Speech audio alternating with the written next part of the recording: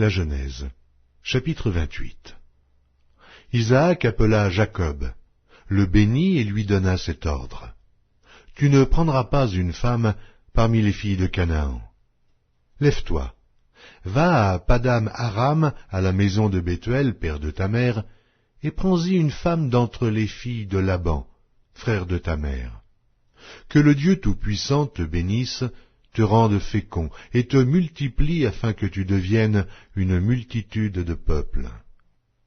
Qu'il te donne la bénédiction d'Abraham à toi et à ta postérité avec toi, afin que tu possèdes le pays où tu habites comme étranger, et qu'il a donné à Abraham. Et Isaac fit partir Jacob, qui s'en alla à Padam Aram, auprès de Laban, fils de Bethuel l'Araméen, frère de Rebecca, mère de Jacob et d'Ésaü.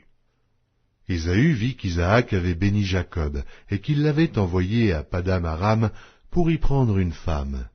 Et qu'en le bénissant, il lui avait donné cet ordre, « Tu ne prendras pas une femme parmi les filles de Canaan. » Il vit que Jacob avait obéi à son père et à sa mère, et qu'il était parti pour Padam Aram. Ésaü comprit ainsi que les filles de Canaan déplaisaient à Isaac son père.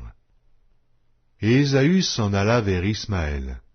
Il prit pour femme, outre les femmes qu'il avait, Mahalat, fille d'Ismaël, fils d'Abraham, et sœur de Nébajoth. Jacob partit de Beer-Shéba et s'en alla à Charan. Il arriva dans un lieu où il passa la nuit, car le soleil était couché.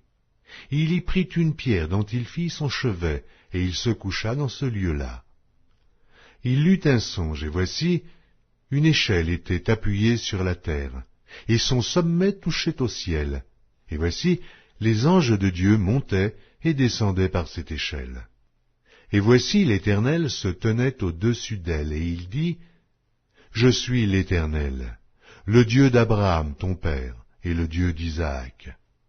La terre sur laquelle tu es couché, je la donnerai à toi et à ta postérité. Ta postérité sera comme la poussière de la terre. Tu t'étendras à l'Occident et à l'Orient, au septentrion et au Midi, et toutes les familles de la terre seront bénies en toi et en ta postérité. Voici, je suis avec toi, je te garderai partout où tu iras. Et je te ramènerai dans ce pays, car je ne t'abandonnerai point, que je n'ai exécuté ce que je te dis. » Jacob s'éveilla de son sommeil, et il dit, « Certainement l'Éternel est en ce lieu, et moi, je ne le savais pas. » Il eut peur et dit, « Que ce lieu est redoutable. C'est ici la maison de Dieu, c'est ici la porte des cieux. » Et Jacob se leva de bon matin. Il prit la pierre dont il avait fait son chevet, il la dressa pour monument, et il y versa de l'huile sur son sommet.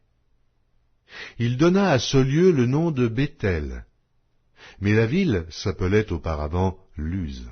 Jacob fit un vœu en disant, « Si Dieu est avec moi et me garde pendant ce voyage que je fais, s'il me donne du pain à manger et des habits pour me vêtir, et si je retourne en paix à la maison de mon père, alors l'Éternel sera mon Dieu.